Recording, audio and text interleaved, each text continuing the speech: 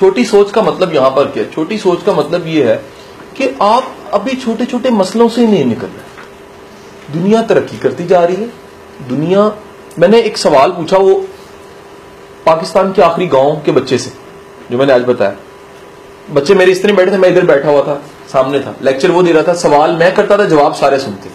मैंने सवाल पूछा कि यार एक मैट्रिक का, सकरदू का, पाकिस्तान के आखिरी गांव का बच्चा कैसे सोचता है? उसने कहा वो सोचता है कि काम तो इधर है कोई नहीं, मूंगफली बेच लूंगा, जिंदगी ऐसे ही गुजर जाएगी, जैसे मेरा दादा मर गया ऐसे मैं भी एक दिन मर जाऊंगा।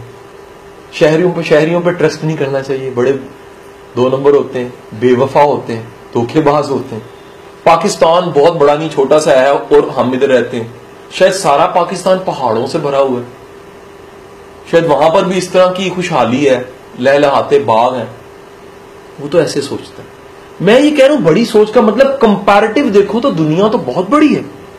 मेरी छोटी सोच कहीं मेरी छोटी सोच ही ना हो, किसी और की सोच और तरह से भी हो सकती है। तो जब आप अपने सोच की किन्नस को बड़ा करते हो तो ख्वाब को बड़ा करते हो। मेरी गुजारिश समझे कि नहीं समझे?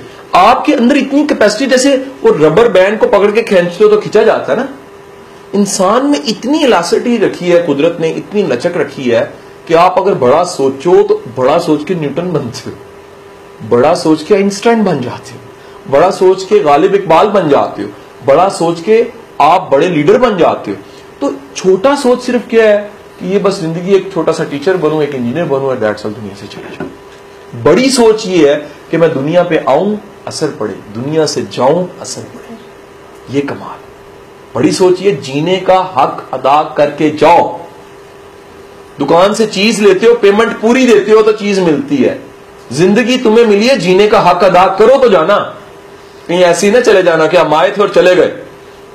एक कब्र का इजाफा होगा दुनिया में, सिर्फ कोई फर्क नहीं पड़ेगा। अगर आने से फर्क पड़ा है तो जाने से भी फर्क पड़ेगा।